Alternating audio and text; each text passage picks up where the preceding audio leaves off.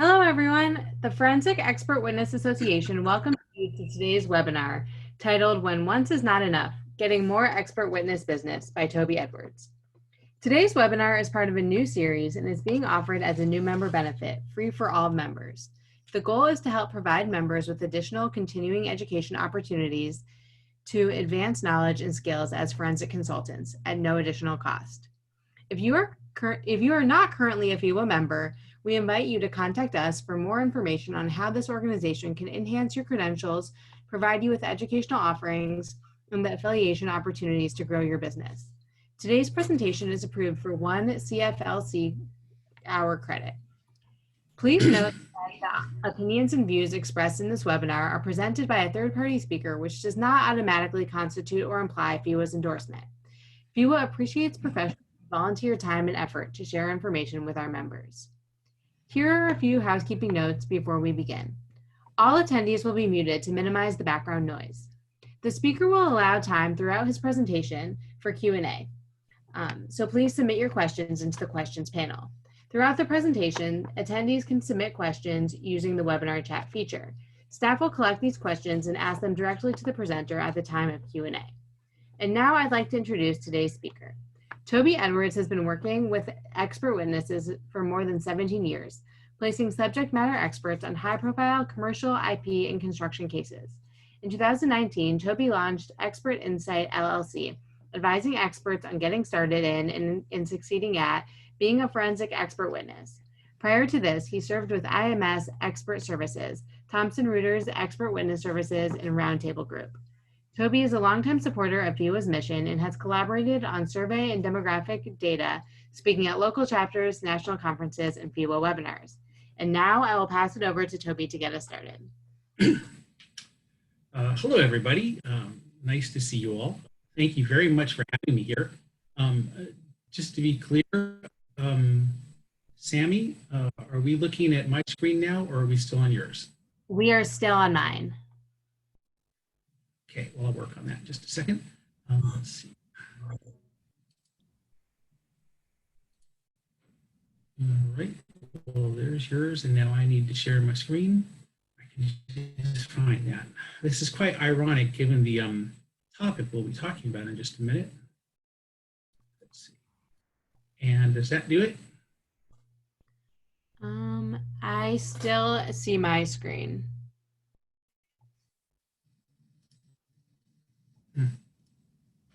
You wouldn't believe that we practice. All right, so there's mine. The bottom button that says share screen. I'm getting there. There we go. There's FEWA.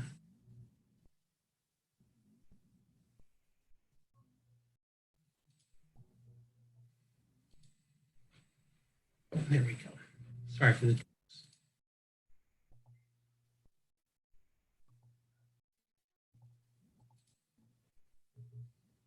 And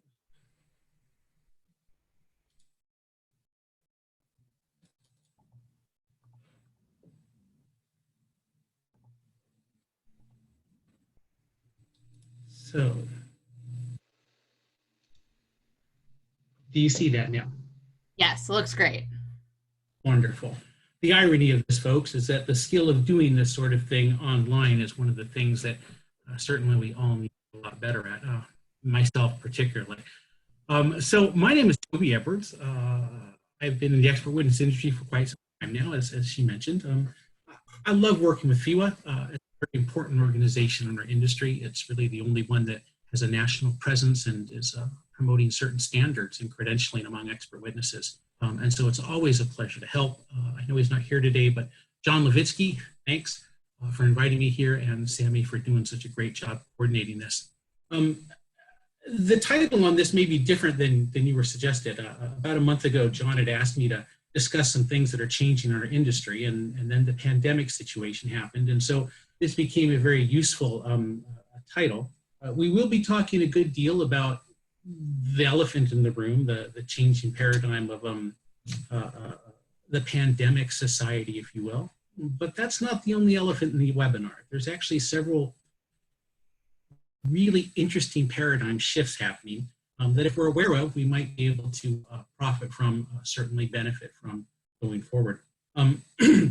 Throughout this, if you have questions, please send them to Sammy, and maybe particular places in between various slides we'll be able to stop and answer questions. I also had a list of questions you all sent to me, and I'll try to answer those as we go. So moving right along, this new paradigm for expert witnesses. Clearly, the social isolation thing is going to change the way we all do what we do. Some of it we can talk about as immediate. I don't know about you folks, but we're in a statewide stay-at-home order. That certainly puts a crimp in some kinds of businesses. We can anticipate that this is going to last for some time. California, which is really at the forefront of this in response time, and Washington are a good example of where, for instance, me in Pensacola might be a month from now. So we can anticipate things about when we'll be able to start perhaps getting out, meeting people along those lines. The part that we can only speculate about is in many ways, perhaps the most fascinating for me, is how is this going to change us as expert witnesses in this expert witness industry in the longer term? And I want to give you an example of that.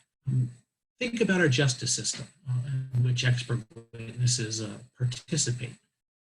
How is that going to change in an area where, at least for the next 3 to 6 months, maybe 12 months, going to a courtroom is going to be very problematic?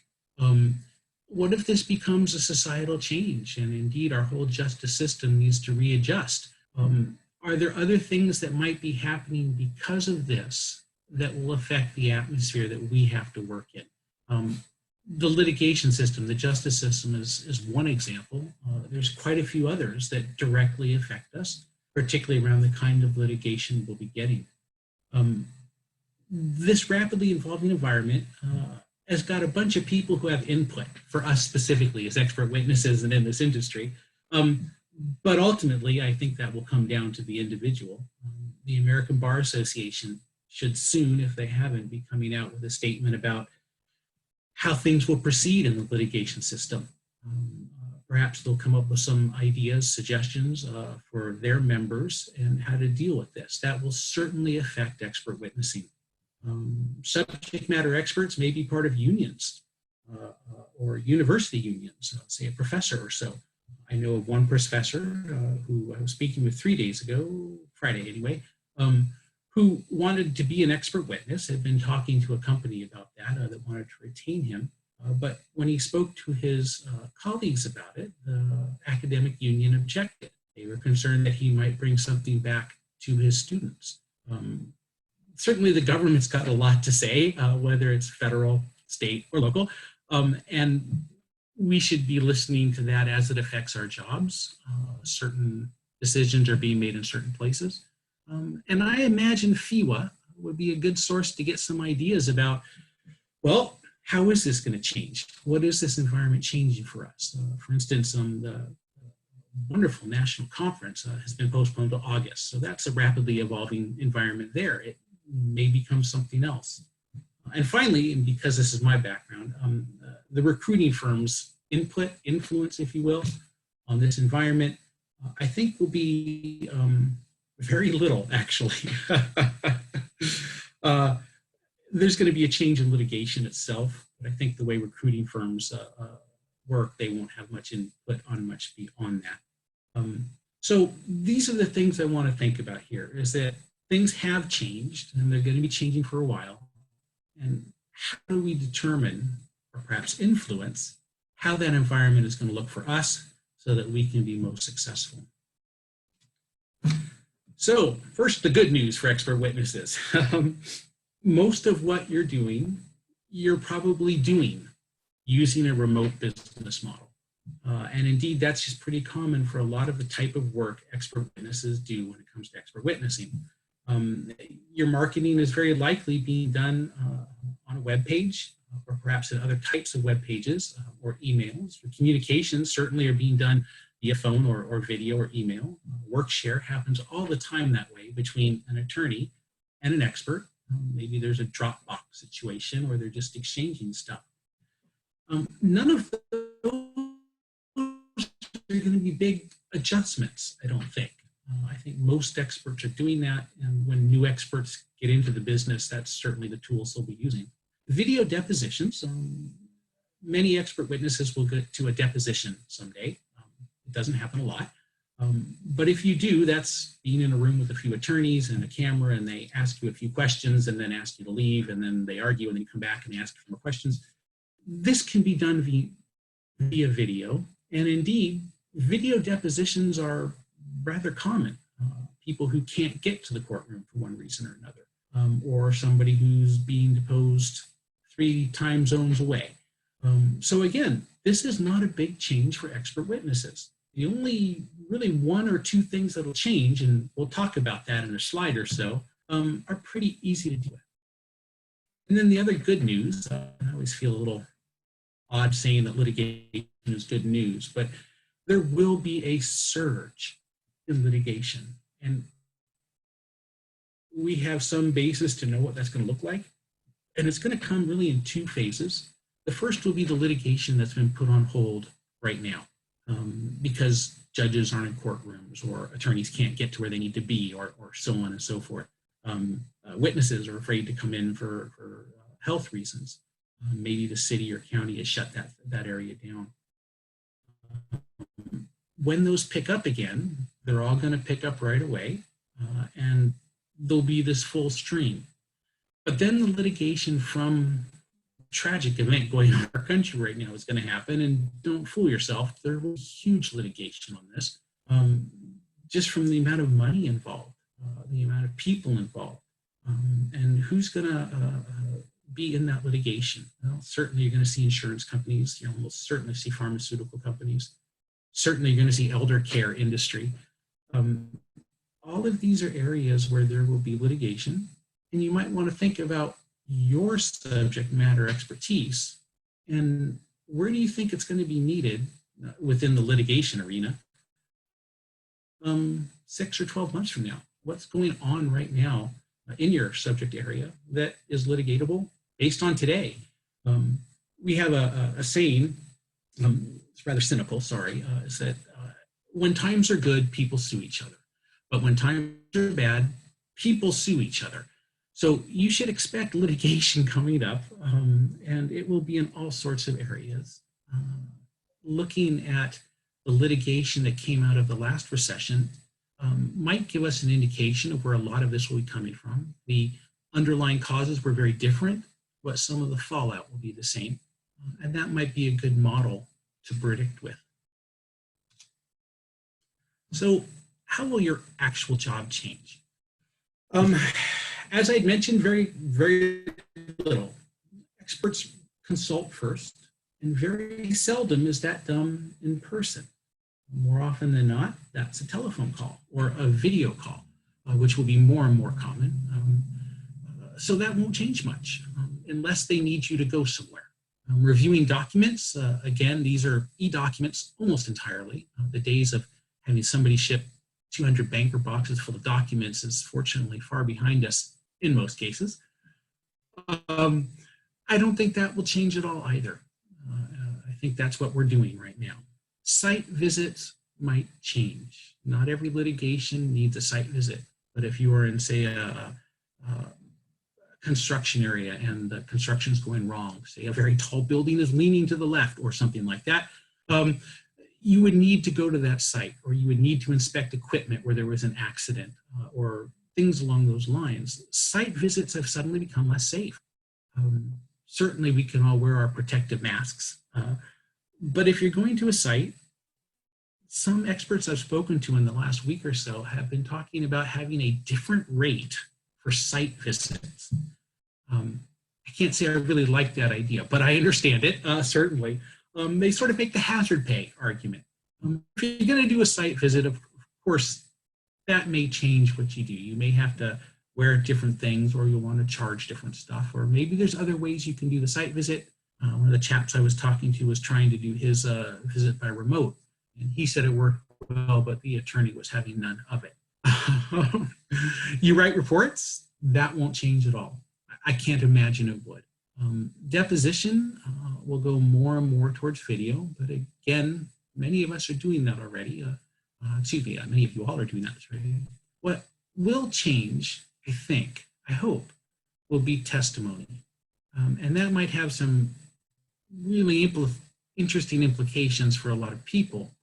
I don't know if you've ever been involved with testimony or being examined on the stand, but certainly in any litigation in an adversarial setting with a plaintiff and a defendant, attorneys aren't just logical. They act. They pause for drama. They make emotional or personal connections with people in the jury or in a witness. There's this element of presence in a room that is part of an attorney's toolbox. This holds true for experts also.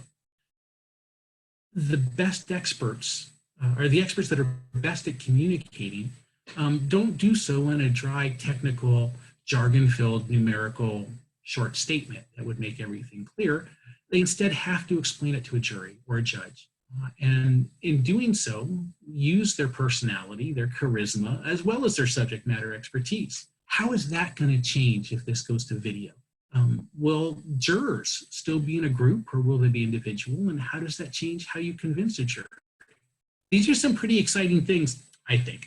And so really, I think that's the one that's going to change the most will be testimony. And where it goes with that, well, we'll find out. The next part of the slides have to do with how do you find your new clients in the post-handshake era. Before I get there, Sammy, did you have any questions that might be good to answer at this time, or should I just plow on? We have not had any questions yet, so if you do have questions, put them into the question and answer box, and we will get to them at the next break. Terrific. Some of the ones that were sent earlier we'll be speaking about in the next couple slides anyway. So, finding clients in the post-handshake era.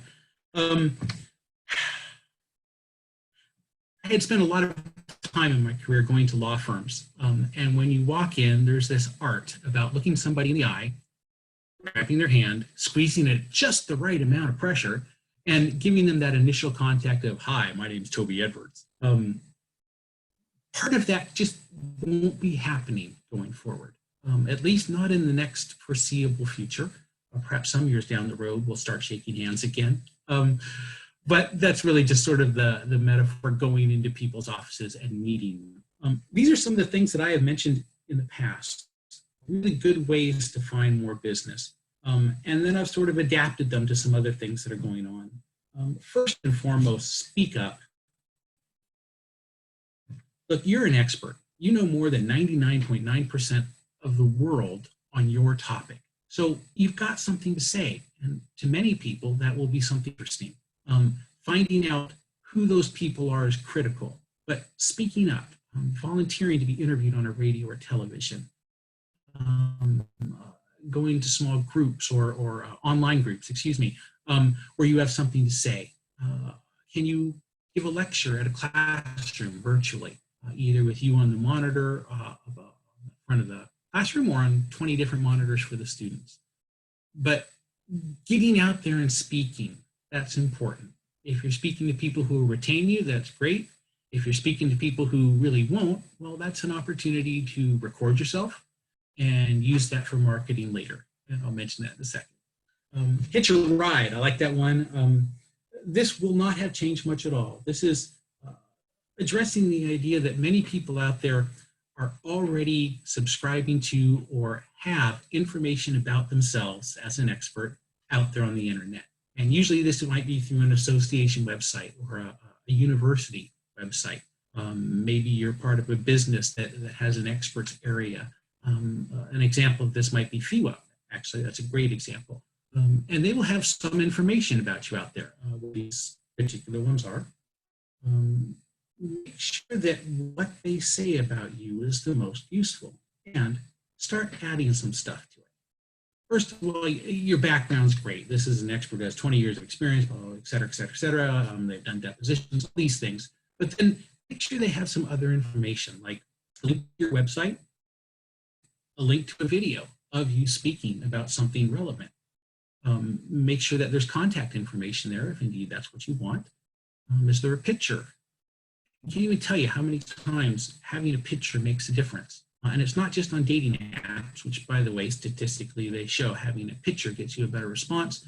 That would be true with your website as well. So find those places where people are already pulling that wagon and hitch a ride with them, and make sure that what they say about you is the best thing they can. If it's not what you want them to say, they love it across the board, I would say, when a member or somebody calls in and says, hey, I want to give you something else to say about me. So hitch that ride where you can. This is something that is going to change next, which is fish where the fish are. This used to be my suggestion that you go to large conferences and meetings.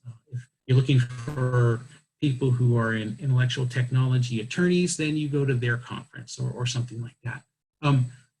I think the fish have changed. I don't think they're swimming in real schools anymore, so to speak, if I may use the analogy. If these conferences go on, if these large gatherings go on, they're going to be virtual, or else they'll be much smaller.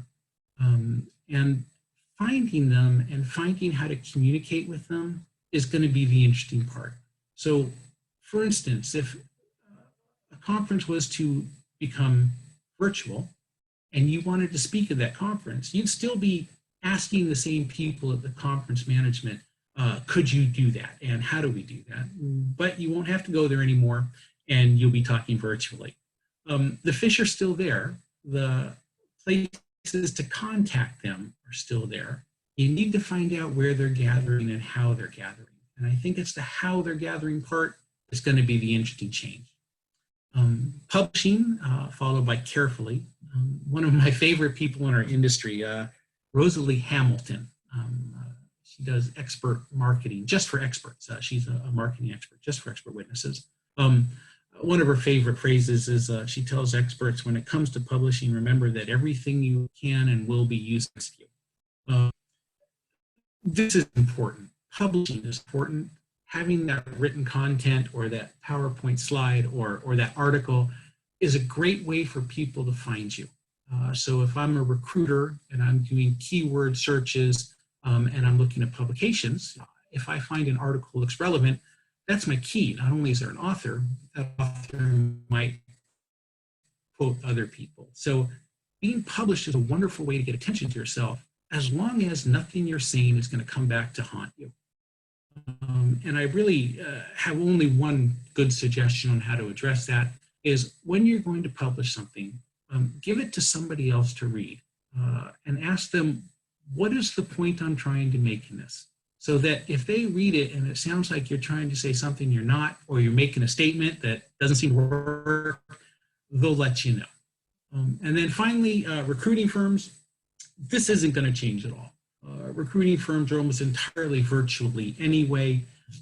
Many of them have been trying for some time to move to an entire video format.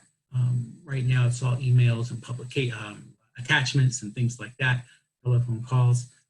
I think it would make a lot more sense if we could just introduce clients and experts via video instead of all that other stuff. But that will get there. It's happening. Recruiting firms won't change much at all. So those are the things that might change. And then keep an eye for the long-term changes as well.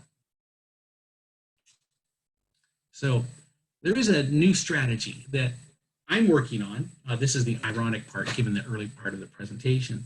You need to become an expert in a second area of expertise, and that is effectively using virtual communication. So that, for instance, when you're talking to 90 people, you know exactly how to get your PowerPoint up on the screen.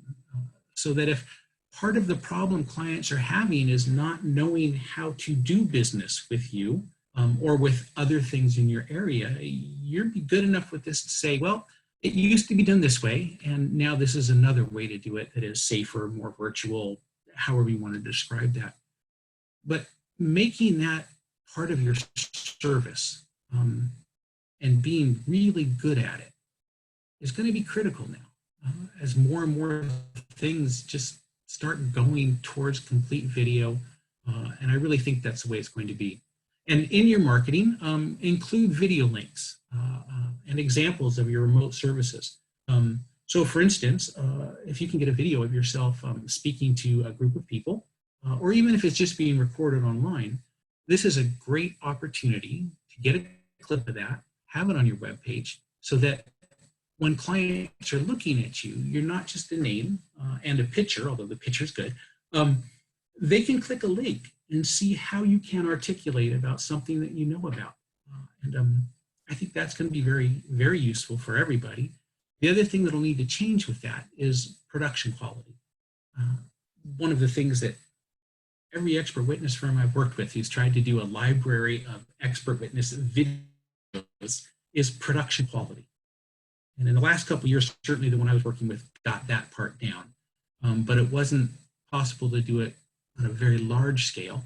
So individuals are going to have to start coming up with their own clips, their own marketing material that looks good, so that the lighting behind you isn't terrible, so that the dog doesn't start barking in the background.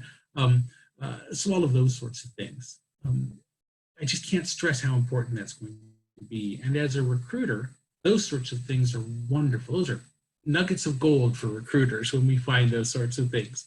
And then, of course, master Skype and Zoom or any other video platform that you're comfortable with. I'm still working on Zoom.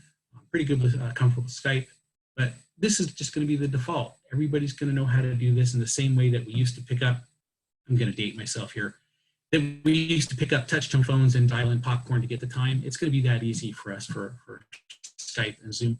Indeed, for many of you, it probably already is. So before we go on to a few other elephants, I'd really like to ask people if they have any questions about this paradigm shift having to do with isolationism and how that might affect them. While you're thinking about that, there was a couple of questions that were sent in earlier that I'd love to address. Somebody asked about, should they use LinkedIn? My response to that would be, of course. If you can afford to buy a membership, that's even better. You get more options. You're able to reach out to more people. You're able to send notes to people who have no connection to you that you found. Even if it's just the low cost or the free one, you get a chance to put your stuff out there. This is the hitch in the ride idea, if you will.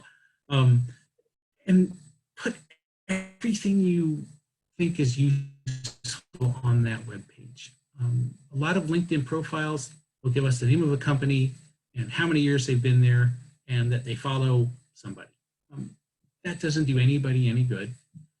It's your resume, and it's more than that because there's so many other things you can add to a LinkedIn profile. And it's not just LinkedIn. There are many other platforms out there you might want to consider. I'm not necessarily plugging LinkedIn, although I am a member. So have a great profile. Make sure there are video links up there, perhaps links to publications, and then join groups and be heard in those groups, be useful in those groups, and then invite other people to join. And that's how you're going to use LinkedIn to its best. Should we be speaking at state and local bars as a way to get customers? Well, yeah, if the state and local bars are being virtual or when that gets resolved. But yes, that's a great example of fishing where the fish are. These are the attorneys. And indeed, if you look and keep an eye on them, sometimes they'll have subgroups. So the state bar for attorneys who handle traffic laws, or for the ones who handle intellectual property, ones who handle all sorts of stuff. If you can just speak to them, that's even better. You should be able to find those on the ABA's or the state bar's website. There'll also be somebody there who you could talk to, who would be the person to contact.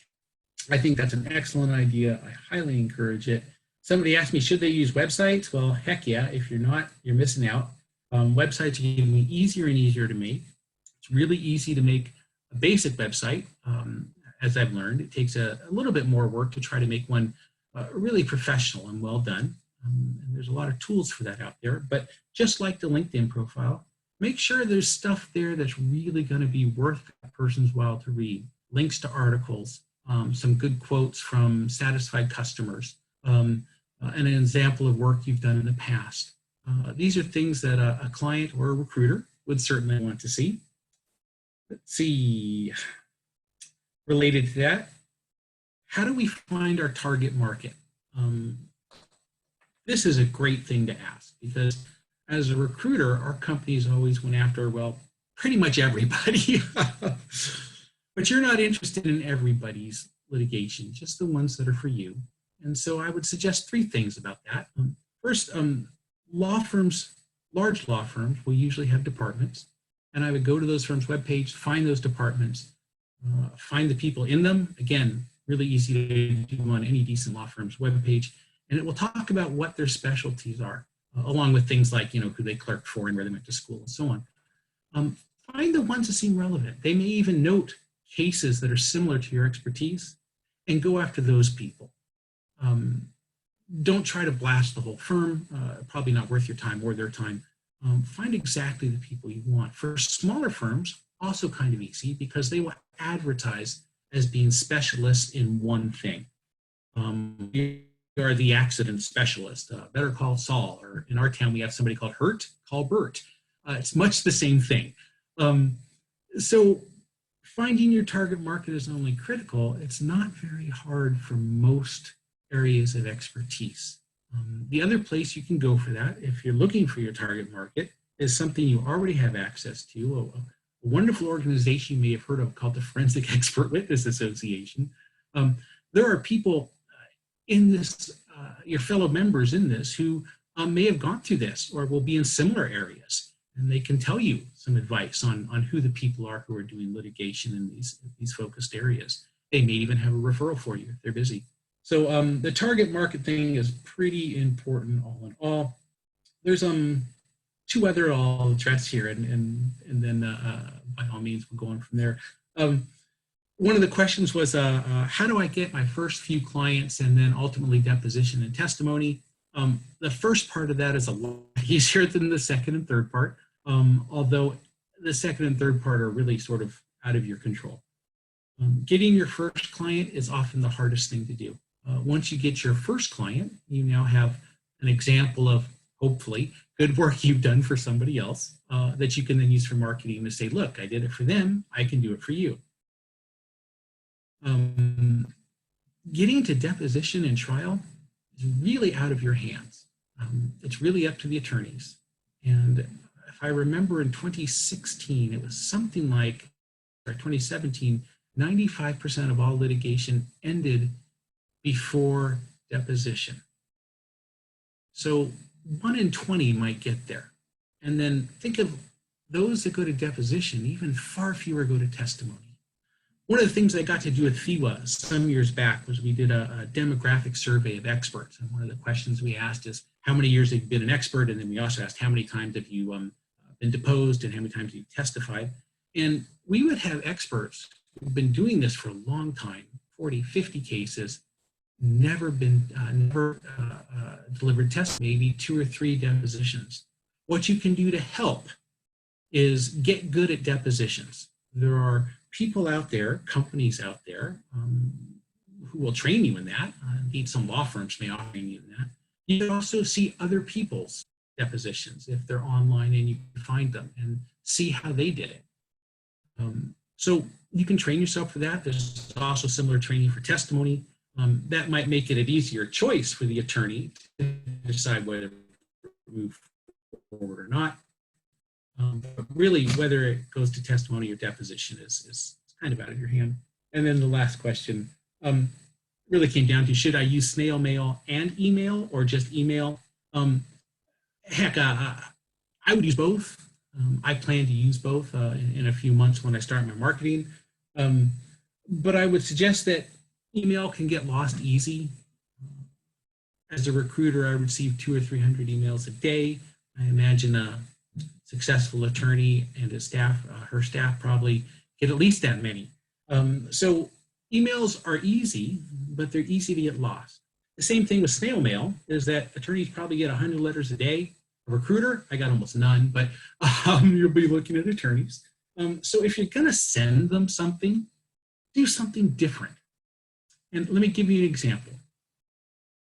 When I was working with a previous company, when we had a city meeting, a city meet as we call them, and then we go back to the office, we would send them a little jar of M&Ms that had the three initials of our company on it. And inside was a little phone number for us saying, need a refill, give us a call. Now, you may not have that kind of resources for a refill, or indeed the $7.50 I think it costs to buy each one of those and ship it. And to 100 people, that gets expensive. But if you're going to send something that's worth sending, that's going to catch their eye. If you're sending them a letter, make something about it different or attention grabbing. If you're going to send them something else, like a little jar of M&Ms or something like that, that's a little easier for them to see and not just slough it off. And of course, everybody likes candy. So I would suggest both, absolutely both. And if you're going to send either one of them, make them unique. So those were the questions that got sent in early. Sammy, do you have any other questions for me? Yes, we actually did get a couple questions, and I'll go ahead and read the first one. I've proposed video depositions to at least a handful of my clients, but they are reluctant to operate in such a manner. Is there a way I can convince them, or should I back off for now? Great. And actually, I see the questions and answers up here. Yes, we'll take those one at a time. Proposing video depositions is smart. Even before all the social distancing happened, it saves people money, and it's easier in many ways. But I think attorneys like having themselves in the room. I think there is I'm basing this on anecdotal evidence. I've talked to three attorneys about this, I guess, in the last couple months. They like having control over that situation. And what they don't like about video depositions is that it feels very remote, distant, like it's hard to keep the conversation going in some ways. But it's going to go that way. And sooner or later, I think it's all going to go that way. But ultimately, it is the attorney's decision whether or not to video depose you or not. And ultimately, it's your decision about whether or not you want to go into public and be deposed. So I guess my sense, Craig, would be to, I'd back off for now, unless you're uncomfortable about being in a room with the attorneys in this particular pandemic society. The next one was, what is the best way to place a revenue stream that has subsided due to deposition and court appearances being postponed, at least for now?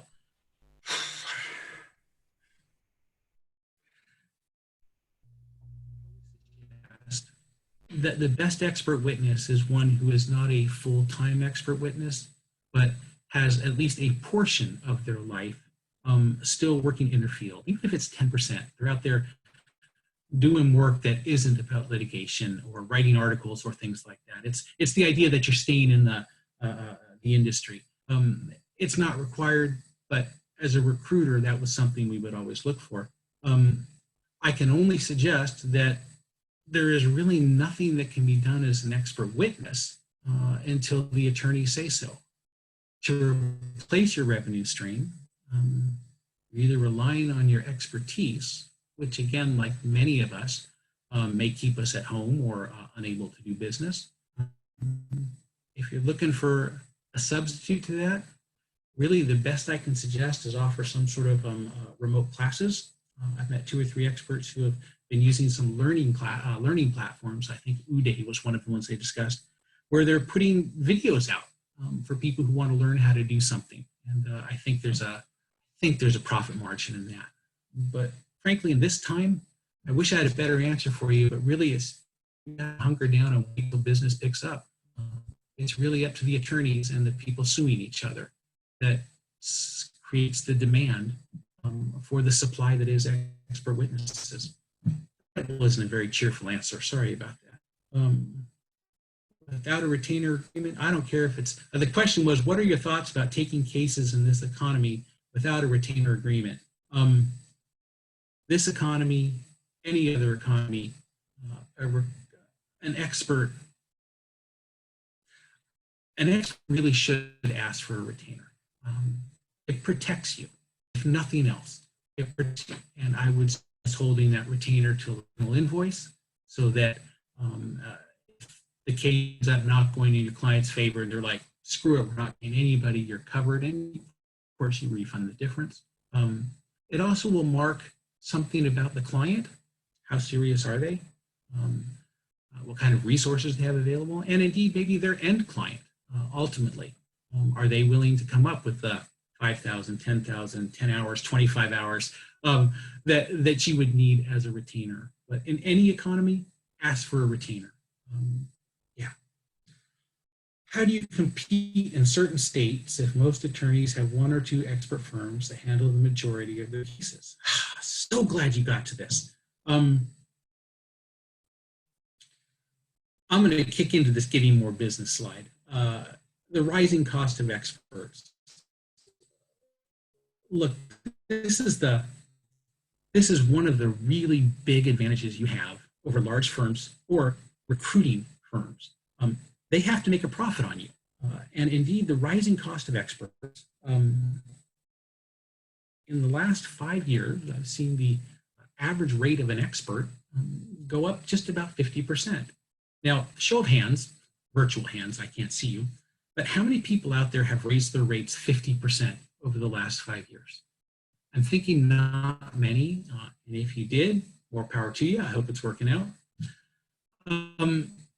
This is the cost of experts through a secondary or tertiary group. What you have going, how you compete, is you say, look, I'm the same expert that they would have presented to you. And I'm 200 an hour and they're 430 an hour. I'm making those numbers up, but that's actually not so far off. First and foremost, you have the price advantage because the only person you're paying is you or perhaps some staff.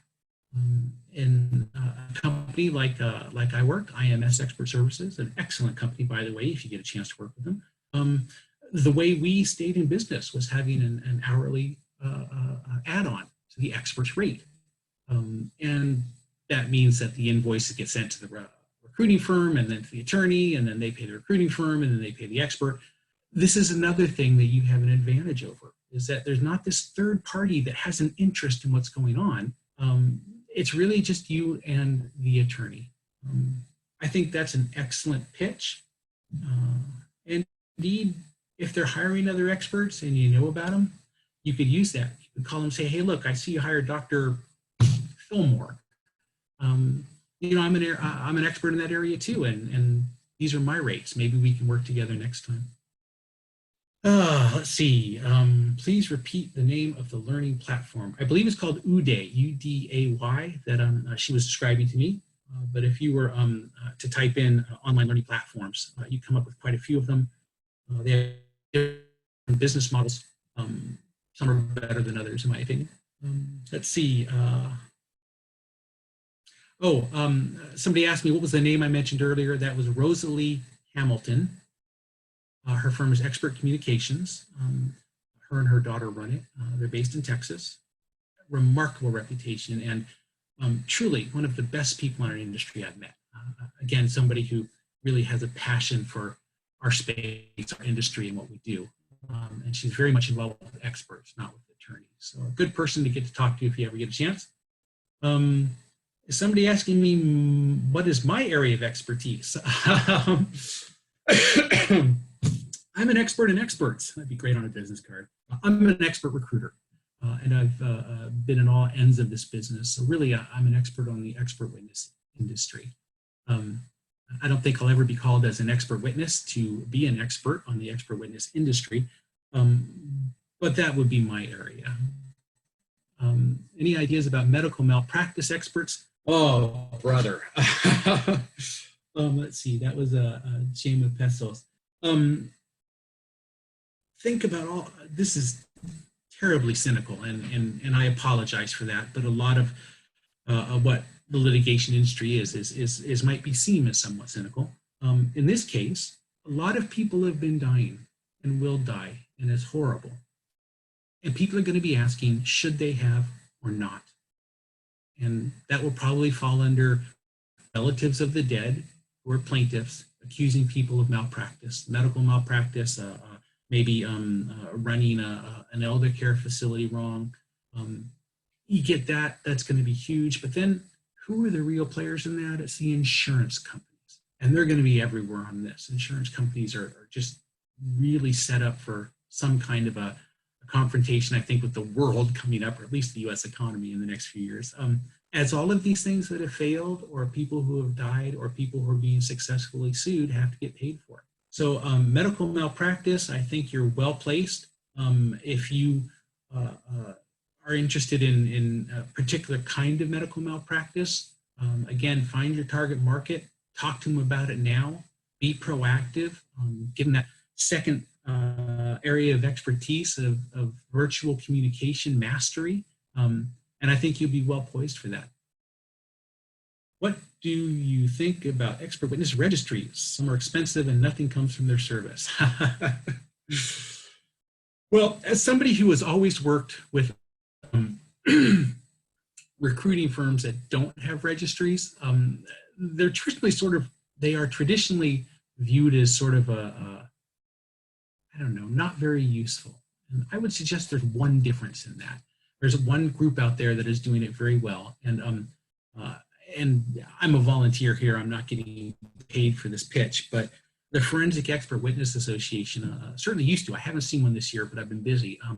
Puts out a printed version and an online version of a registry, which you've paid for as part of your membership. I've seen those in more attorneys' offices. I can't even tell you. I've seen them in recruiters' offices and sourcers' offices. So some registries are quite good. Now, how do you tell which are the ones that are worth paying for or not? I'm going to tread softly here, and I really have to at this point. I would consider cost first and foremost, and think about who was going to look at that. So if it's a really big place like the Thomson Reuters registry, I forget what that's called now, or ALM experts or something like that, maybe. I don't think I would unless I had the money to do it. It wouldn't hurt. Certainly, it's another place to get your name out there. But I don't see a lot of the registries doing a great deal of work that way. Should you push for past due fees while we are in this current situation? Oh, great question, Mr. Black. Paul Black. Hi, Paul. I've always wanted to meet you. I've heard a lot about you. I think you should definitely talk to anybody about past due fees. If that conversation is even, look, times are hard. I know you're not getting paid. I understand that maybe I can help by giving you better terms, or partial payment with the rest due. This is really up to you and your client, and really how resilient your company is. Some companies might be able to last 2 or 3 months or 2 or 3 years. So this is really up to you. But if you have confidence that the attorney will pay you, then why not, if you can afford it? Why not offer them better terms? It'll just make them more happy. What are the leading recruiting firms in expert recruiting? We're really trying to get me out there and put a controversial opinion in the world. Look, I got to tell you, I've worked for some of the, in my opinion, the really good companies. I don't work with any of them anymore, so it's a neutral response. IMS is a great company. It's growing, it's changing a lot. The types of cases they're getting are changing. When they were purchased by Trinity Hunt, huge amount of money went into it. They're a great company to work with. RTG, I know the people involved with it. They're good folks. I haven't heard much about them since they were purchased. But certainly there's some people there that I would absolutely suggest you work with if you get a chance. The other two rather, that I know something about that are large would be TASA, which used to, I guess it's based in outside of Philadelphia. Very reputable company. And people there, when I met them back in 2014, had been working there 20, 30, 40 years. So they've really got that going. There's some smaller companies that you might want to think about. And if you were to type in expert witness recruiting, and you got through the first 4 or 5 advertisements at the top, you'd see some of these smaller firms I mentioned earlier, people who might be individuals and have networks that they're working with. And I'd be happy to, I would be happy to send you a list of some of those, perhaps if you wanted to email me offline. And then, so yeah, I'd say those were the leading large recruiting firms. I have a question. Are insurance companies paying expert bills now? There is a, I'm speaking as a recruiter, a disturbing trend. When we work with insurance companies, we pretty much know that the attorneys are going to be sending the bills to the insurance company, will be getting to those invoices sometime. Typically, we find payment rates when insurance companies are paying the invoices ultimately to be 4 or 5 times longer than with just a law firm. And that's just because there's so many other people involved with it. So many other people have to review it.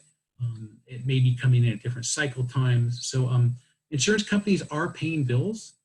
They're usually seldom paying them directly to the expert, although there are several large insurance companies that have in-house counsel, so they would be hiring you directly. But when you work with an insurance company, expect that net 60 is wonderful and net 120 is probably more likely. And if that's a problem, before you take the gig, you should talk to them about it. Other presentations I've done have talked about ways to protect yourself against late payment or non-payment. I'd be happy to send that link to anybody who wants it. But yeah, they are paying them and it takes a long time. Let's see. My email address will be at the end of the session. And then, oh, hey, Brooks, how you doing? Nice to see you. I want to get listed on sites that will put links back to my website. Which are the best ones for getting these kinds of links? Brooks, I'm not an expert in SEO, although I'm learning a lot in the last couple of months as I set my own up. I've found that the ones that work real good, that I'm getting advice on using, would be ones that end in edu, or some others where other people are doing similar or related work. But I'm going to have to punt on this and say you really want to hire a marketing or SEO expert. There's a lot of them out there. There's only one that I know of that's just for expert witnesses. But in this case, getting those links is critical for your SEO. And you might also look at, I don't know if FEWA does this. Perhaps FEWA has a link that you can share and that they can share. I know our roundtable group used to do that. I believe IMS offers that as well. And these would all be links you could have that would help everybody. Let's see. I will certainly do that, Craig. So let's see. Related services. We're getting through those. What other questions do people have for me? I know we're running out of time. I'm not quite sure that I've gone through all of these or not, but I think we're doing pretty well here. Did I answer everybody's question all right? Well, I'm not seeing anything else. So I think I'll wrap it up then, if I may, with me just offering to be of any help that I can. So if you are interested in speaking with me or have any questions, send me an email. I've got a lot of time on my hands right now. I'm not getting out much, and I love talking about this subject. And of course, you can reach me directly. And also remember that the Forensic Expert Witness Association's got a lot of great resources for you. So Sammy, that's what I got today, and I guess we can leave it at that. Awesome. Thank you so much, Toby, for the valuable presentation. Thank you, everyone, for attending today's webinar.